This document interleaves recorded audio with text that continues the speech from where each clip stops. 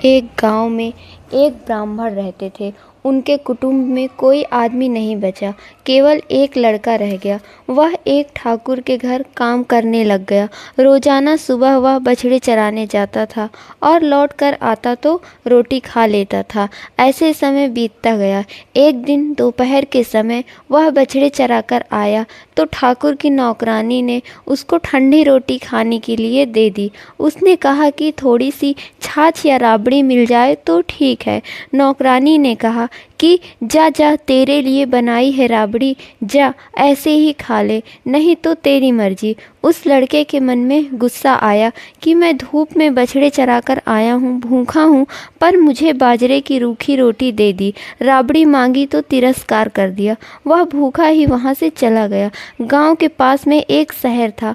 उस शहर में संतों की एक मंडली आई हुई थी। वह लड़का वहाँ चला गया। संतों ने उसको भोजन कराया और पूछा कि तेरे परिवार में कौन कौन है। उसने कहा कि कोई नहीं है। तो संतों ने कहा कि तू साधु बन जा। लड़का साधु बन गया। फिर वह पढ़ने के लिए काशी चला गया। वहाँ पढ़कर वह विद्वान हो गया। फिर समय पाकर वह मंडलेश्वर महंत बन गया। मंडलेश्वर बनने के बाद एक दिन उनको उसी शहर में आने का निमंत्रण मिला। वे अपनी मंडली को लेकर वहां आए। जिनके यहाँ वे बचपन में काम करते थे वे ब्राह्मण बूढ़े हो गए थे। ठाकुर उनके पास गए, उनका सत्संग किया और प्रार्थना की कि महाराज एक बार हमारी कुटिया में पधारो, जिससे हमारी कुटिया पवित्र हो जाए।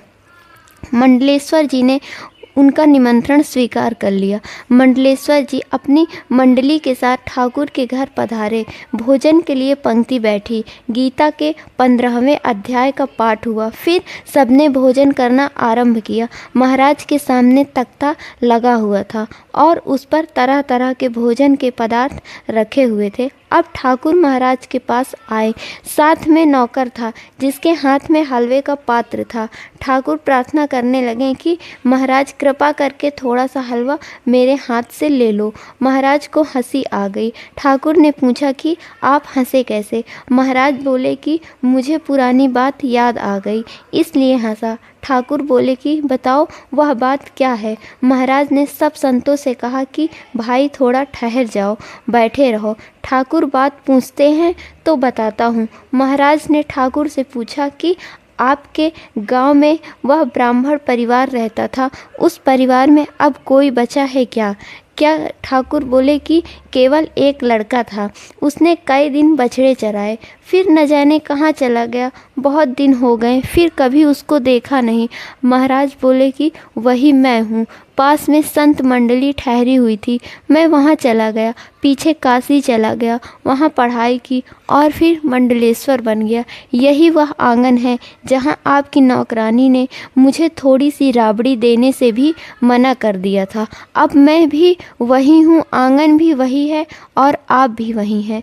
पर अब आप अपने हाथ से मोहन भोग दे रहे हो कि महाराज कृपा करके थोड़ा मेरे हाथ से ले लो। मांगे मिले न राबड़ी, करूं कहाँ लगी वरण, मोहन भोग गले में अटका, आ संतन की शरण। संतों की शरण लेने मात्र से इतना हो गया कि जहाँ राबड़ी नहीं मिलती थी वहाँ मोहन भोग भी गले में अटक रहा है। अगर कोई भगवान की शरण ले ले तो वह संतों का भी आदरणीय हो जाए। लखपति करोड़पति बनने में सब स्वतंत्र नहीं हैं, पर भगवान के शरण होने में, भगवान का भक्त बनने में सब के सब स्वतंत्र हैं और ऐसा मौका इस मनुष्य जन्म में ही है। राधा वल्लभ श्री हरिवंश।